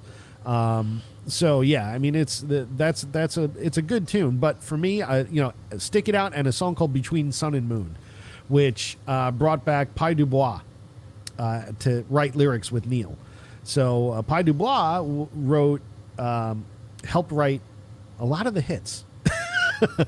Tom Sawyer, Closer to the Heart, and a couple other tunes that I think Free Will. Hits. No, he didn't write Free Will. He didn't write Free Will. Nope. Definitely Tom Sawyer though. Yeah. And he, contributed a bit for Between Sun and Moon. And I just like the song. I think it's just a cool tune. It's got a great chorus. You can sing along with it, and there's really no words. It's yes to yes, and to yes, and all that. Gol McCartney's here. His favorite song is Diane Sawyer. So yeah, he's have right. to appreciate, Mike, that Trailer Park Boys scene when they. I haven't seen it. Oh my God, dude. Okay, real quick. This is I'll the watch greatest. it. We're running out of time. No, this is the greatest inside joke ever. Okay. They kidnap Alex Lifeson, and while he's in the trailer, Ricky says, "Hey, Alex, play I Like to Rock."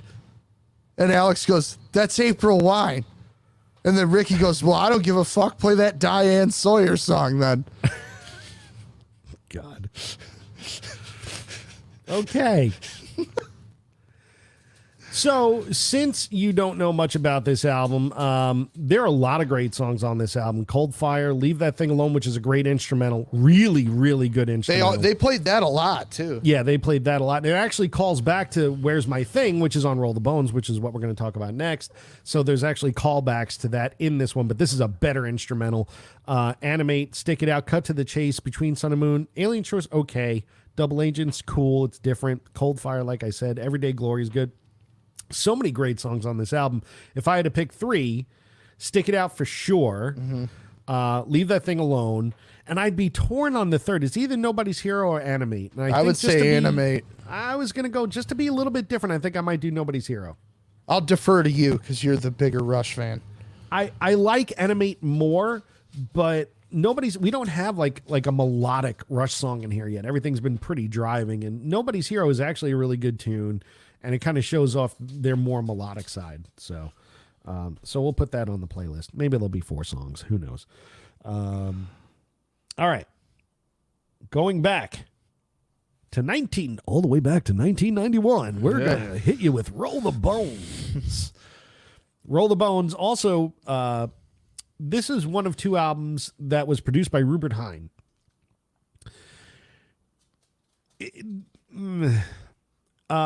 Rupert Hine did something really good with Presto, even though the album kind of sounds like shit. He got them to stop playing as much keyboard. Yes. And which is awesome. And that continued on Roll the Bones, though still keyboards were there. It started turning in the right direction. Counterparts that came after, like I said, that really set the tone going forward. There's almost like 3 eras of Rush, right?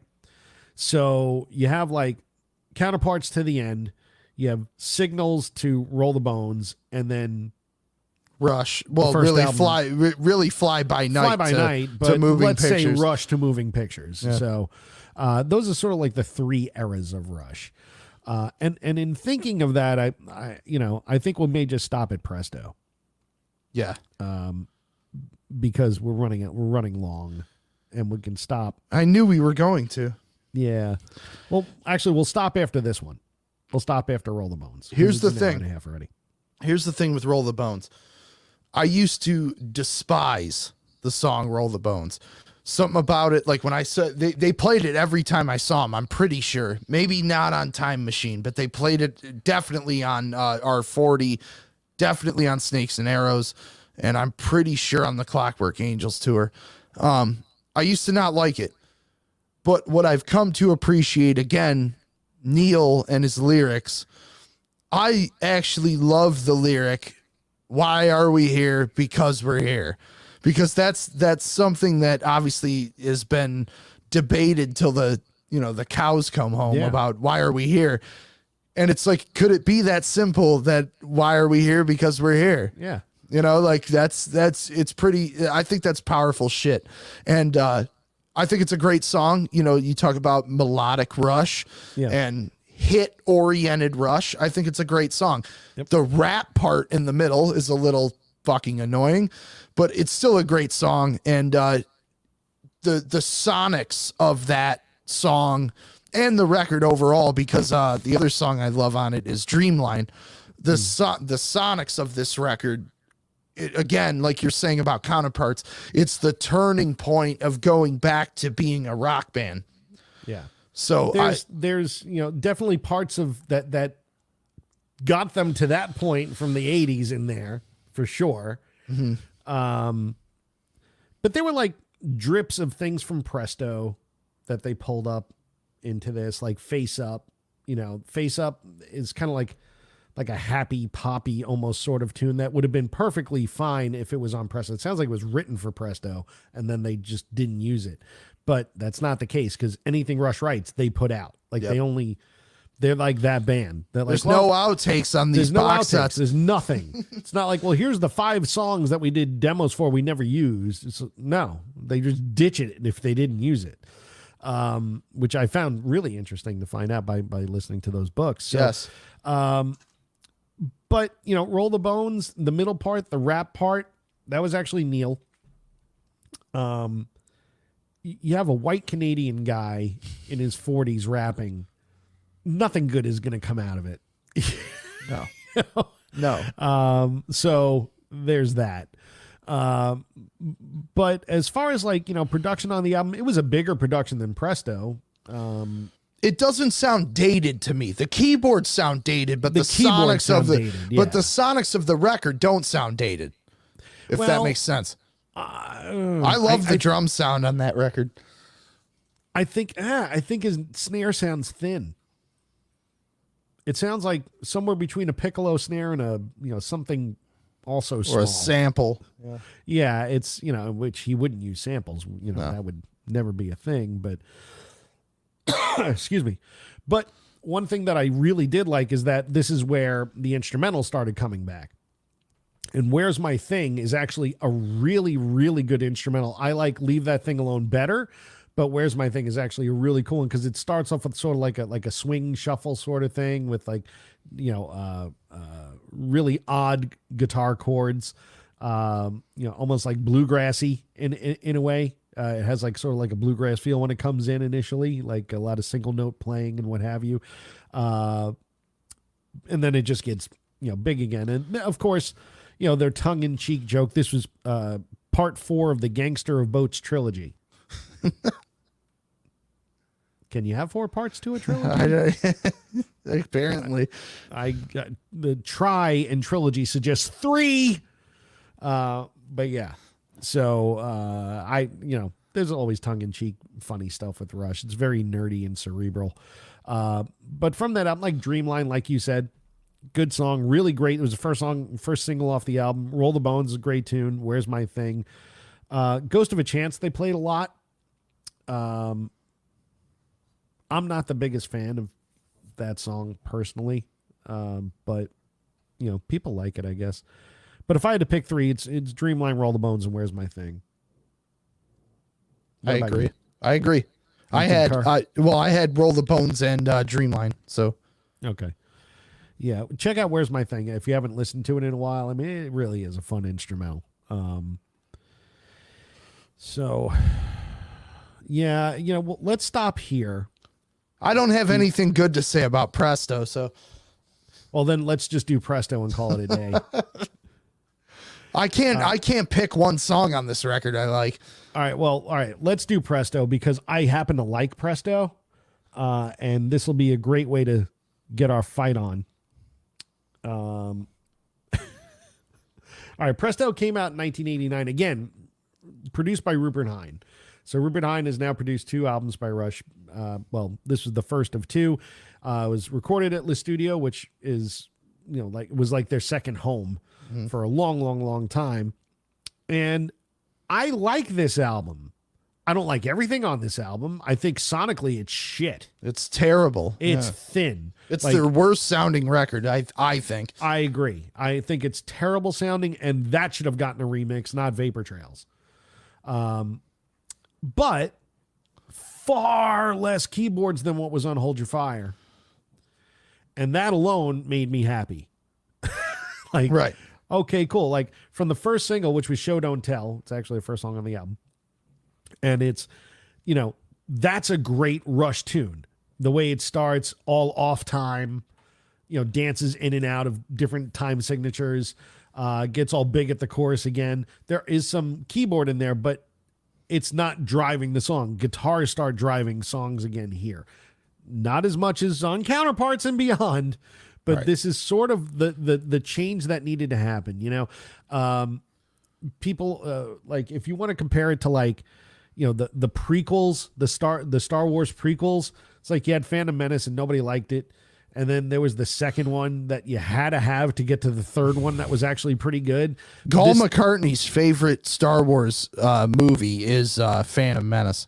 Well, because his taste is again squarely in his mouth. But so anyway, if we look at it from that aspect, this album sort of had to happen. It sounds like shit. Yes. It sounds like shit. It sounds like shit on CD. It sounds like shit streaming. It sounds like shit on LP. There's no saving the sonics on this album. No. Live, they played the songs and they sounded way, way better. So and they didn't play too many songs on this album over time. There are a couple that they always played. One Did they is play the Pass? I was going to say, yeah, the Pass I'm familiar with. The Pass is one of their favorite songs that they ever wrote. And they really enjoyed playing it for that reason. So that is, they'll even tell you like that hands down. They love that song. They think it's some of Neil's finest lyrics. It's just, because it's it's a good tune. Does it resonate with me? No, but I understand what it's about. It's about suicide. Mm-hmm. It's it's an emotional tune and it means a lot to a lot of people. So I don't take anything away from it. Show Don't Tell is a great, great song. And I kind of I shouldn't like it, but I like Anagram from Mongo. I can't even tell you the last time I heard that.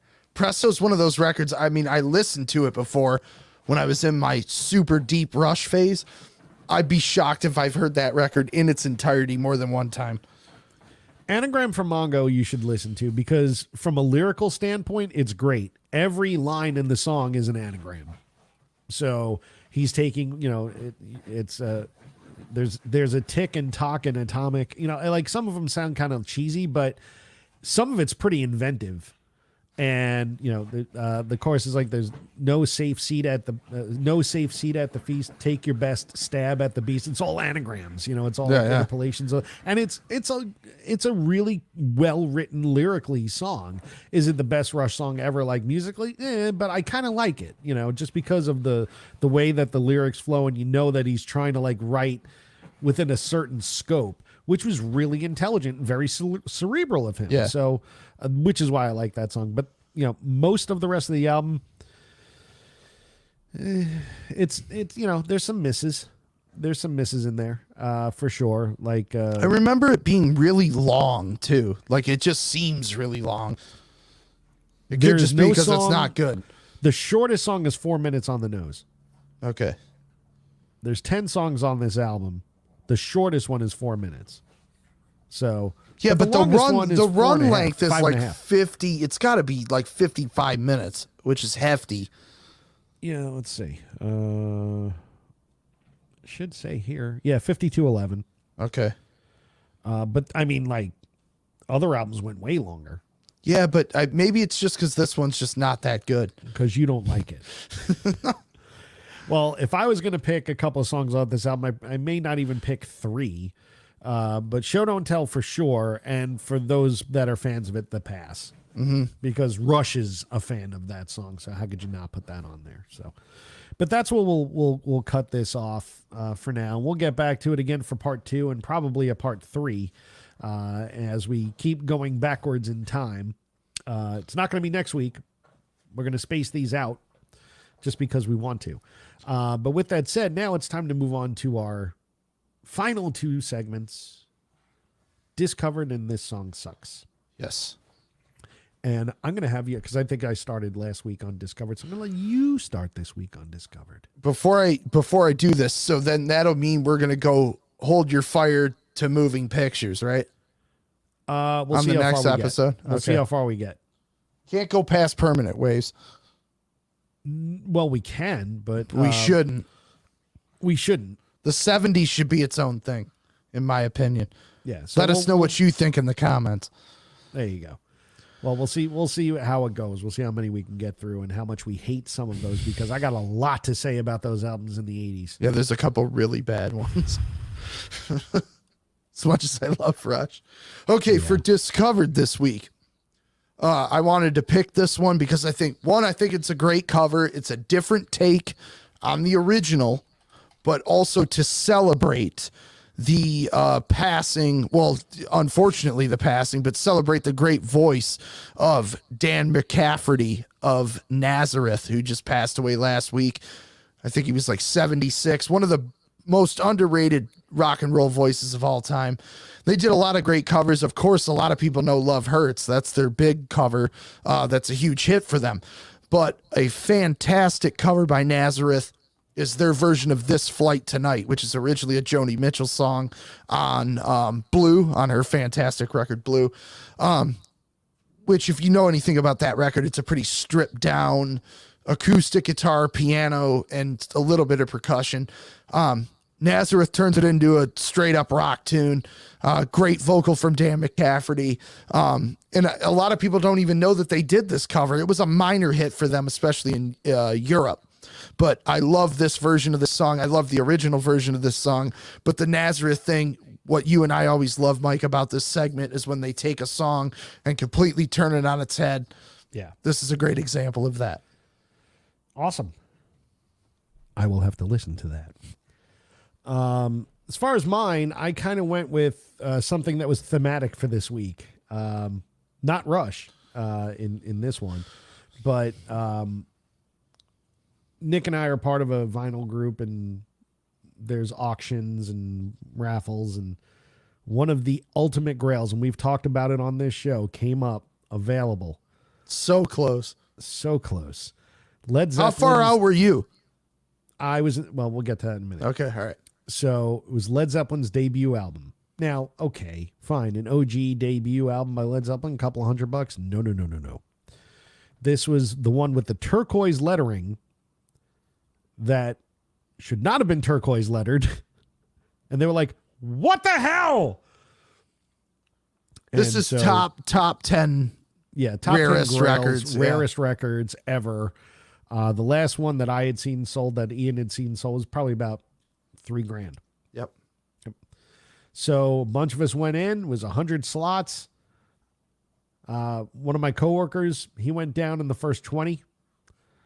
I made it to the top 30. Nick made it all the way to number 3. Oh. I was so close. When you told me that, like, I would have way rather went down in the first 20. Like, to make it to number 3 on the record of one of my favorite bands of all time, and just for my vinyl collecting. And he has another. Oh my God. Of course he does. That guy is, I can't believe the shit that guy finds. Yeah. He is a maniac, but I was so fucking close. Yeah, it was so close, and I was just like, come on. I was like, number 5, no, who, 5th place, blah, blah, blah. I'm like, yes, because I'm like watching it live, because Nick had an appointment, and I'm like watching it, like, number 4th place, blah, blah, blah. Yes. And because I was keeping track of all of his numbers. I'm like, he's got one left. Number 3, 3rd place, blah, blah, blah. Oh. Fuck. I felt so bad. Oh my God. Especially because you had to coax me into doing it. Because I'm like, I know I'm going to be disappointed. And sure enough, I was super fucking disappointed. Better number 3 than number 2. Yeah. Because I think if you were number 2, you probably would have slit somebody's throat. That's true. So with that, I went with what you might not even think is a cover. And that's I Can't Quit You, Baby. Mm-hmm. Which is actually originally done by Willie Dixon. and it sounds amazing because it's Robert Plant and Jimmy Page doing what they do, and whiskey soaked vocals with whiskey soaked guitar. Actually, his vocals aren't whiskey soaked, but they just sound really good. You're talking about a 19-year-old kid able to screech however the hell he wants. Yep. And a lot of power in that one. And then leading right into how many more times right after it, just super killer. So that was my cover that I went with this week. Great I'm stuff. going to also give you, oh wait, it's time for the intro. Y'all know what it is. It's time. Y'all love it. It's time. What's This happening, song baby? sucks. This song sucks.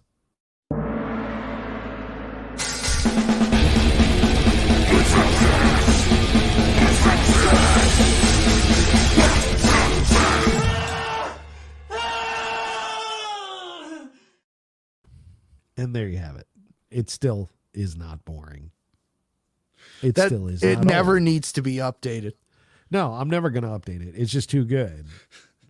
It's just, we'll always be there. Always, always, always.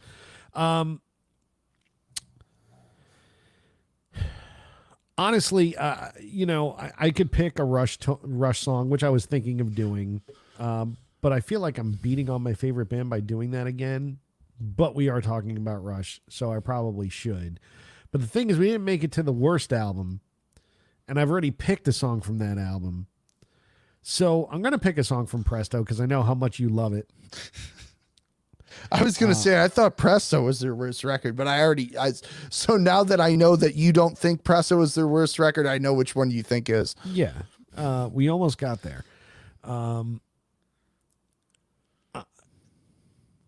The song Available Light, which is the last song on Presto, should have been left off Presto and any other album they ever made. You don't know the song, obviously, because you don't like the album, but it's shitty. It sounds shitty. It's meandering and it's like weird and I don't like it. And I never did. And so I'm not going to say anything good about it because it sucks.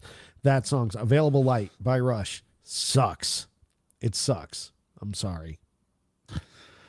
Well, when Getty's on, we'll have to ask him about it, but They're watching, but, they just don't want to tell us. they're watching under aliases. They are. They're watching under Patrick Middlestat and Conchetta S. That's who they are.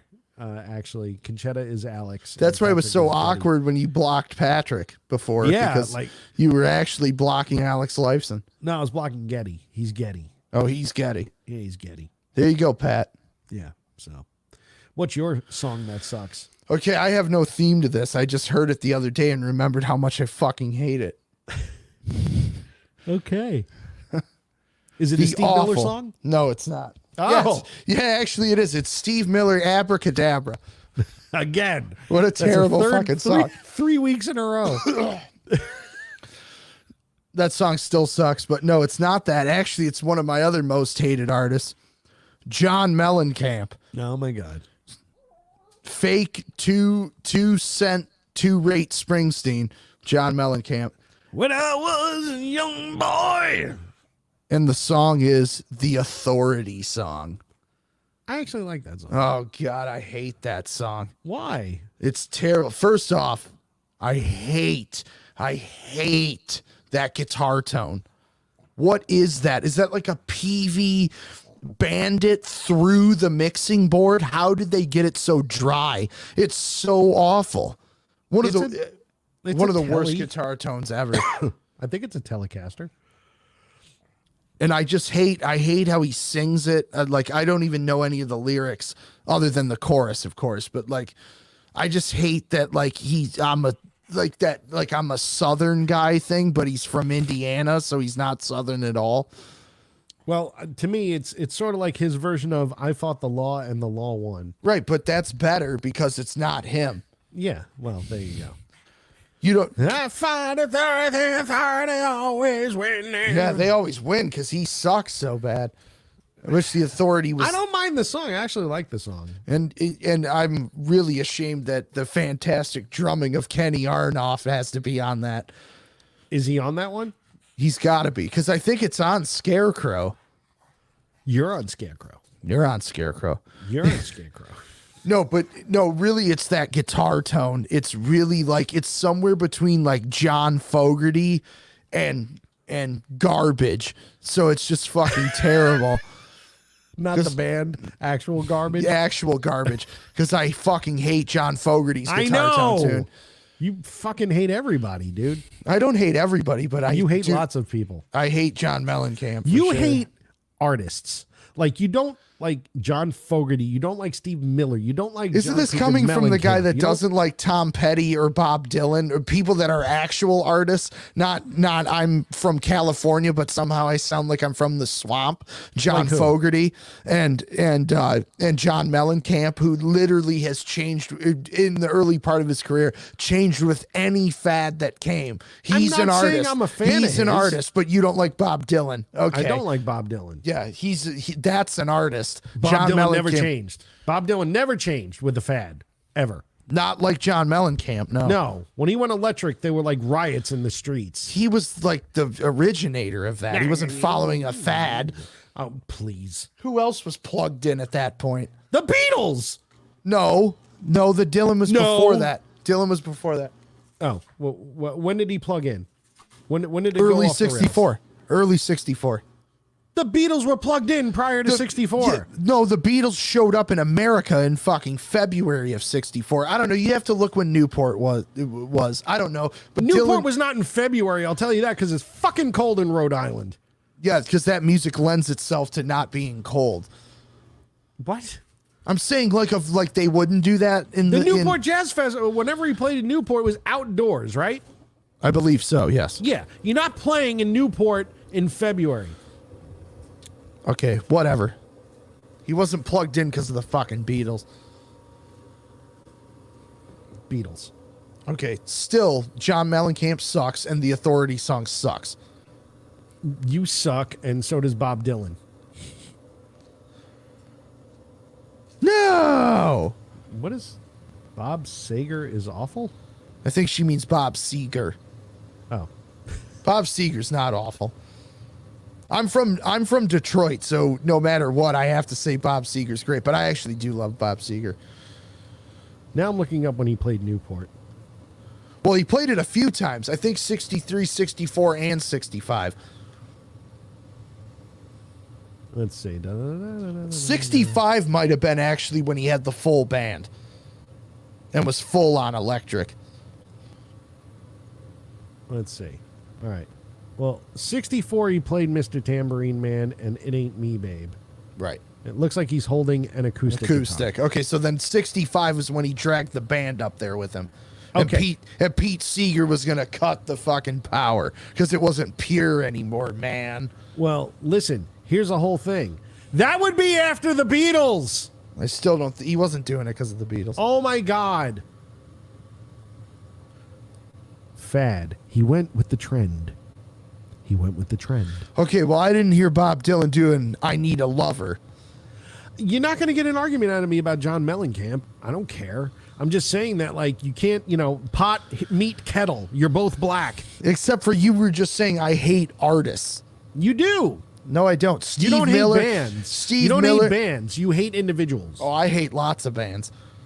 No, you don't. Like System of a Down and Tool and Sublime and who? Two of the three of those you're right on, but the one in the middle not so much. Hate it. Wait, I think she's actually trying to say that. Let's see, where is it? She said, "Yeah, Bob Sager is awful." No, I think she meant to say Bob Saget is awful. Bob Saget was all right. Bob Saget was funny as all get out. Oh, Bob Saget. The Tourette's guy. There you go. All right. So, with that said, a couple of notes. Next week, we will actually be on Wednesday. We're doing Wednesday? We're doing Wednesday. Okay. Day before Thanksgiving. I mean, I think I have a gig. oh my God. No, actually, I don't know. We're going to have to look at that. Next week we'll be on at some point. I think I'm good. Actually, Wednesday. Oh my God! All right, Sorry. Wednesday, and we're gonna do Nick's favorite episode because he loves Christmas music and only. No, we're wants to not. We're doing the Black Friday preview. We're doing that too. We're gonna put together a Christmas playlist. We're doing a Christmas playlist and the Black Friday preview. How much is coming out on Black Friday? 160 titles. All right, I guess we're not doing a Christmas playlist. I hate you. I want to do a Christmas playlist. Can't we do Christmas playlist the following? No, the following week is you, right? The following week is no show because Okay. I'm on the road. Okay, I thought we were going to do the thing for your birthday. That would be the week after. Got it. Okay. December 7th, the Wednesday, December 7th, it is my 50th birthday, and we will be having a 50th birthday show. And I already got a couple of special guests that are going to come on and join us. Sweet. I need to see if I can get one of our mutual friends to come on here and join us. Oh, bro, I don't know. Bro. I was thinking about how Patrick Middlestat said Bob Seger is better than Mellencamp. Our buddy Bob tried to shortchange me in front of some people and was like, yeah, but what do you think? Steve Miller or Bruce Springsteen? And the artist he was talking to said, Springsteen for sure is better than Steve Miller.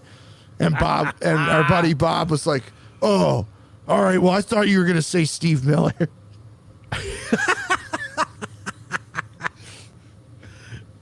I mean, I don't even like Bruce Springsteen, and I would say Bruce Springsteen. I would hope. I mean, like that's sort of like saying like, well, who's the best? Who's the best baseball player? Some guy who pinch hit once, or Aaron Judge? Oh, well, of course, the pinch hitter, right? Like, Exactly. in fact, yeah. So, anyway. With all that said, thank you. Oh wait, I can do this. We can do this for the outro. Oh wait, what about this? Fuck you! And then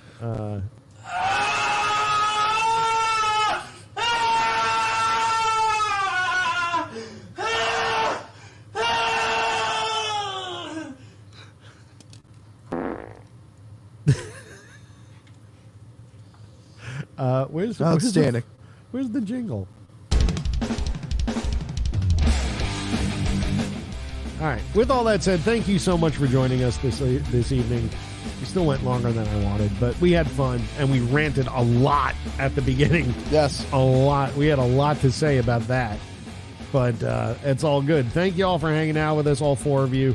Thanks, Conchetta, for saying that my birthday will be the old fuck show. I appreciate that, and you're right. Yeah, the busiest bar night of the year is the day before Thanksgiving. Not for me, though, because I have to leave on a flight at 6:30 that next morning on Thanksgiving itself. So Where are you going?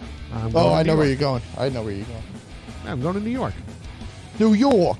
I'm going to New York. Hey, slice of pie. Yeah. I'm over here now. Are you Yeah. over here now? Yeah, where you at? Who this?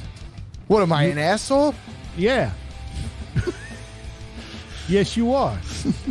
All right. My name is Mike. That is Nick. Nick, what store do you own? Rock City Music Company. Where are you located? 5 Mile in Farmington if you're local, or you can find us at rockcitymusicco.com.